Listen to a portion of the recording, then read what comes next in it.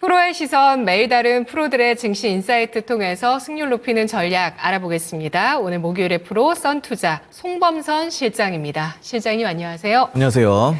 네, 오늘 주제 보시죠. 자가 면역 질환 최고의 기업은? 네, 이 시간에 최고의 기업 시리즈 보여주고 계시는데 오늘은 자가 면역 질환을 주목해 보도록 하겠습니다. 자가 면역 질환에 대해서 잘 모르시는 분들도 계실 것 같은데요. 설명해 주시죠. 네, 외부에서 해로운 물질이 들어왔을 때 이것과 싸우는 것을 이제 면역이라고 합니다. 근데 면역이 여러분들 보통은 뭐 높으면 좋다고 생각을 하시잖아요. 근데 이제 면역이 너무 높아도 안 좋습니다. 그래서 면역이 너무 높아도 면역 체계가 이상이 일어나면서 뭔가 몸에 이상이 생긴다라는 측면인데요. 중요한 것은 이제 자료화면을 잠깐 보시면은 외부 물질이 왼쪽에 보시면은 이 항체가 있잖아요. 항체가 방패 역할을 하는데 외부 물질에 뭐 세균이나 바이러스가 들어왔을 때 이거랑 싸워서 이겨야 되죠. 근데 이제 중요한 거는 지금 정상세포도 공격하는 게 나오거든요. 이게 면역 체계에 이상이 생겨가지고 되는 건데요. 그래서 외부에 해로운 물질이 들어왔을 때 싸워야 되는데 외부 물질이 안 들어왔을 때도 면역 체계가 너무 높았을 때 이상이 생기면은 정상세포, 우리의 이런 일반 몸에 있는 세포를 계속 공격한다라는 거죠. 자, 그로 인해서 나타나는 것들이 지금 뭐 오른쪽에 있는 여러 가지 뭐 류마티즘 관절염이라던가 갑상선, 뭐 크론병, 아토피 궤암, 뭐 대장염 이런 여러 가지들이 지금 병들이 발생을 합니다. 자, 그래서 이런 것들을 이제 막기 위해서 우리가 이제 계속해서 자가면역 질환에 대해서 연구하고 노력을 하는데, 최근에는 이제 마이크로바이옴이라고 해가지고, 미생물을 이용해서 많이 연구를 하더라고요. 자, 그래서 우리 몸 속에 38조 개의 미생물이 있습니다. 굉장히 많이 있죠. 우리 몸 안에 38조 개의 그런 작은 생물들이 살아서 숨쉬고 있는 거예요. 엄청납니다. 이 미생물들 중에서는 좋은 것도 있고 나쁜 것도 있는데 좋은 것만 골라내가지고 연구를 한다. 예를 들어서 대표적으로 뭐 유산균 이런 거를 들 수 있겠죠. 페니실린이라던가 유산균 이런 것들은 굉장히 좋은 이런 미생물이거든요. 이런 것들을 연구해서 이 자가면역 질환을 이렇게 타파한다. 이것이 바로 우리의 지금 방향성이다. 이렇게 볼 수 있겠습니다. 네, 자가 면역 질환의 주요 증상이 류마티즘 관절염, 크론병, 아토피, 대장염, 알레르기, 천식 등등이라고 하셨습니다. 이 면역 세포가 정상 세포를 공격하는 그런 상황들이 내 몸 안에서 일어나기 때문에 사실 내가 컨트롤할 수 없는 문제인데 이런 것들을 컨트롤할 수 있는 그 치료 시장에 대해서 주목을 해주셨는데요. 자가 면역 질환 시장의 성장성과 규모에 대해서 알아볼까요? 굉장히 크게 성장을 하고 있습니다. 2025년에는 엄청난 성장을 이룰 것이다. 210조 원이 넘을 것으로 예상돼요. 그래서 지금 화면에 보이시다시피 꾸준히 4.2%씩 꾸준히 성장하는 건데요. 4.2%를 여러분들 뭐 좀 낮게 생각할 수도 있겠지만 굉장히 높은 수치입니다. 물가 상승률도 4%가 채 안 돼요. 그래서 2%, 3% 이런 식으로 성장하다 보니까 여러분들 이렇게 성장을 꾸준히 하면서 연간 210조 원을 시장 규모가 넘어설 것이다. 이렇게 1,533억 달러를 지금 환율로 환산해보면 지금 막 1,400원이 넘어섰죠. 트럼프 정부 이렇게 들어선다 하면서. 자, 그러면서 1,400원으로 환산하니까 원달러 환율 210조 원이 넘어선다. 그래서 이런 점들이 우리가 자가면역 질환 시장이 계속해서 팽창하고 있다는 측면이고 아직 치료제가 개발되지 않은 자가면역 질환이 굉장히 많습니다. 희귀질환 이런 것들이 많아서 기존 치료제로 해결하지 못하는 또 자가면역 질환이 많기 때문에 이런 점들은 꾸준히 이어질 것이다. 그러니까 이게 성장이 이렇게 올라가다가 어느 정도 성숙기가 되면은 꺾이기도 하잖아요. 자, 그런데 이거는 지금 개발되지 않은 것들 미분야가 굉장히 많기 때문에 앞으로의 수요가 굉장히 많고 이래서 성장성이 꺾이기는 힘들다. 제가 봤을 때는 2030년 넘게까지는 꾸준히 성장해 나갈 것이다. 이렇게 판단이 되어지고요. 두 번째 자료 화면을 보시면은 유럽과 미국의 희귀 자가면역 질환 이거를 좀 판단을 하셔야 되는데요. 보면은 MG라고 돼 있는 게 1위예요. 그래서 이 MG가 바로 중증 근무력증입니다. 네. 네, 그리고 두 번째가 이제 WAIHA인데 이게 용혈성 빈혈이에요. 이건 뭐냐면은 현기증 그리고 호흡이 곤란한 거 이런 것들이 이제 용혈성 빈혈이다 이렇게 보시면 되겠고요. 자, 그런데 중요한 거는 옆에 왼쪽에 이제 안티 FcRN이 있잖아요. 이게 뭐냐면은 이 한올 바이오파마, 우리나라 회사 있죠. 한올 바이오파마에서 굉장히 잘하는 건데요. 이 시장이 계속해서 성장하고 있다. 이거를 말씀드리고, 이 안티 FcRN으로 이 한올 바이오파마가 아까 말씀드렸던 MG가 제일 많잖아요.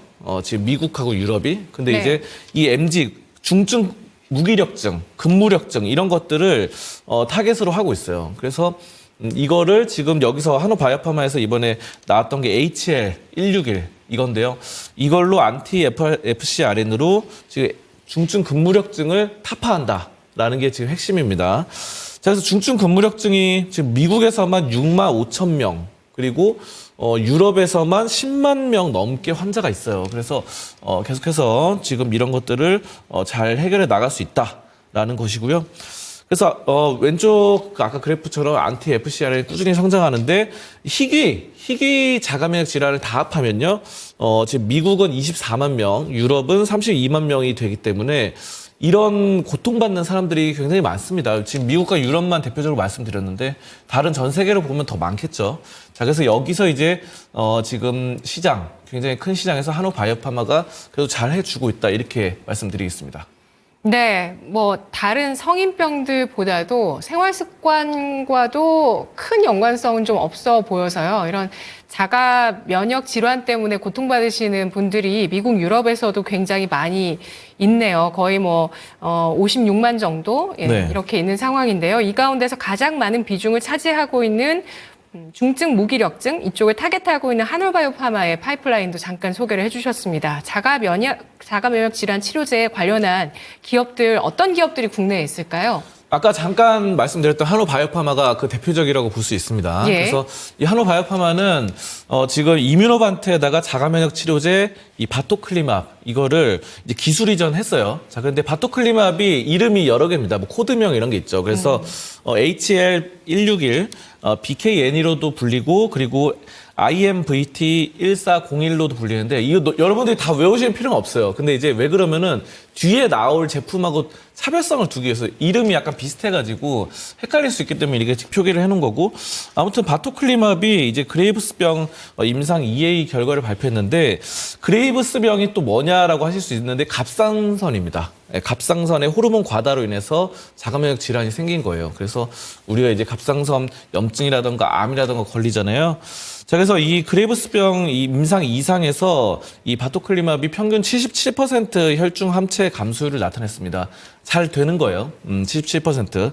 그래서 현재 미국에서는 이 그레이브스병이 지금 환자들 중에서 25에서 30% 가량이 이 항갑상선제로 충분한 조절 효과를 보지 못하는 걸로 나타나고 있어요. 기존에 있던 약품으로는 뭔가 효율이 없다. 근데 이거를 이번에 바토클리맙으로 이제 한올바이오파마가 잘하고 있다, 이렇게 보시면 돼요.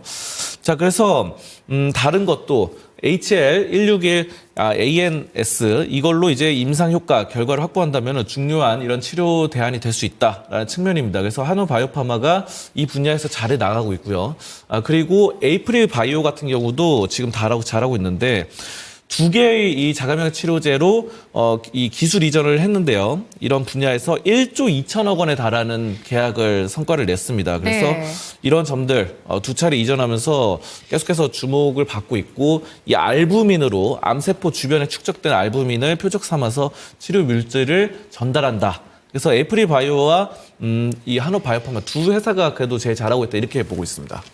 네, 그렇군요. 제약 바이오주 투자 전략을 어제 이 시간에도 세워봤었는데, 그때 탑픽으로 이 에이프릴 바이오가 나왔습니다. 네. 에이프릴 바이오가 자가 면역 질환 치료제 기술 수출을 한 그런 기업이고요. 한올바이오파마까지 이 두 기업이 지금 국내에서 주목받고 있는 기업인데요. 자가 면역 질환 치료제 바이오 시밀러 관련 분야에서도 활발하게 진행되고 있다고요. 그렇죠. 바이오시밀러는 복제약이잖아요. 근데 이 분야에서 제일 잘하는 건 셀트리온이죠. 셀트리온 같은 경우는 대표적으로 렘시마가 있습니다.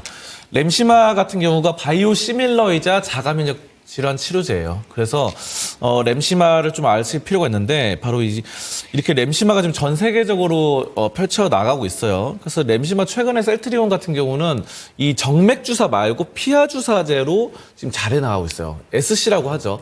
정맥 주사는 여러분들 핏줄 이거 핏줄 찾아서 찔러야 되기 때문에 이거 어려워요, 일반인들. 근데 이제 피하 주사는 핏줄을 안 보고 정맥을 안 보고도 그냥 아무데나 배라던가 허벅지 이런 데 그냥 찔러도 보통 사람 찔러도 잘 됩니다. 이게 바로 피하 주사예요. 그래서 이걸로 지금 굉장히 효과가 좋거든요. 그래서 편의성이 좋기 때문에 이런 점에 따라서 전 세계적으로 잘 펼쳐 나가고 있다. 프랑스에서도 인정을 하고 있죠. 프랑스 교수도 뭐 대부분 환자들이 피하 주사를 선호한다. 90% 이상이 전환되고 있고 후발주자지만 램시마의 점유율이 오리지널보다도 61% 높게 기록을 하고 있습니다. 이런 점들 보실 수 있겠고 동아 ST도 자가면역 질환 스텔레라 이걸로 이제 바이오시밀러인 이뮬도사로 주목을 받고 있고요. 스텔라라 이쪽 굉장히 유명하죠. 이건 셀트리온도 이쪽에 뛰어들었었던 분야인데 이거 이제 얀센이 개발했죠. 얀센이 개발하면서 염증 유발해서 뭐 건선, 네. 크론병, 궤양성 대장염 이런 것들 하는 건데 이쪽으로 네. 이뮬도사로 해서 동아 소시홀딩스랑 뭐 같이 개발했는데 이것에 대해서 지금 전 세계적으로 뻗어 나가고 있고요.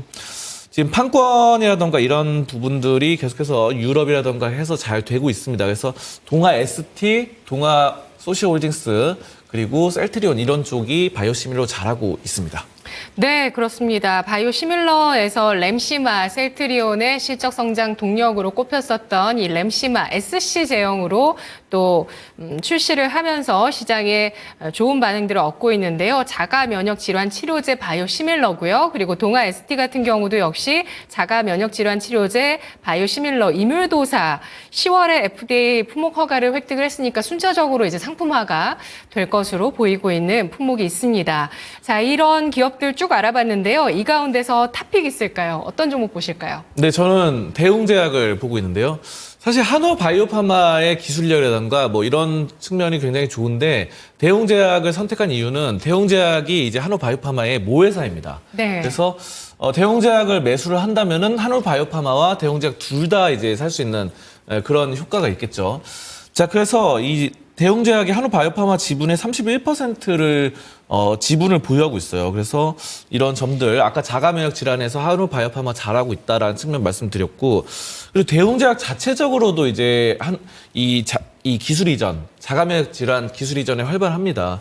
자, 그래서 대웅제약이 최근에 이제 2023년에 작년이죠. 총 6,391억 원 규모로 미국 기업에다가 이거를 기술 이전했어요. 미국 기업 바이탈리 바이오에다가 자가면역 질환 치료제 물질을 기술 수출을 했습니다. 기존에는 이제 B세포와 T세포 둘 중에 하나만 저해하는 방식이었는데 이거를 대웅제약의 제품은 둘 다 저해하는 걸로 바뀌었어요. 자, 그래서 이런 것들은 업계에서 이 퍼스트 인 클래스라고 최초다 이렇게 신약으로 인정받고 있거든요. 대웅제약 자체적으로도 이제 자가면역 질환 잘 하고 있고 기술 이전도 잘하고 6천억 규모의 자 그리고 아까 말씀드렸던 대웅제약의 자회사 31% 지분 보유하고 있는 자회사 한화바이오파마 같은 경우도 계속해서 자가면역 질환 잘하고 있죠. HL161 뭐 이런 거 잘하고 있는데 중요한 거는 파이프라인을 계속해서 늘려 나가고 있고요. HL161로 이제 이것도 이제 피하 주사제로 바꿉니다. SC 제형으로. 그래가지고 기존의 정맥 주사의 편의성이 불편한 것들을 바꿔 나간다라는 측면이고 지금 뭐 미국 이뮤노반트 했고 또 그리고 중국에도 이제 하버바이오메드에도 파트너십을 체결하고요. 여러 가지 펼쳐 나오고 있으니까 이런 대웅제약과 한올바이오파마가 지금 전 세계적으로 나아가고 있다. 여기에 초점을 맞춰서 저는 주목을 해보고 있고요. 대웅제약이 지금 이 종목이 지금 많이 오늘 뭐 트럼프 관련해서 많이 지수가 떨어지다 보니까 떨어지긴 했는데 그래도 좀 잘 펼쳐 나갈 것이라고 보고 있습니다. 앞으로도. 사실 대웅제약은 많이 안 올랐어요.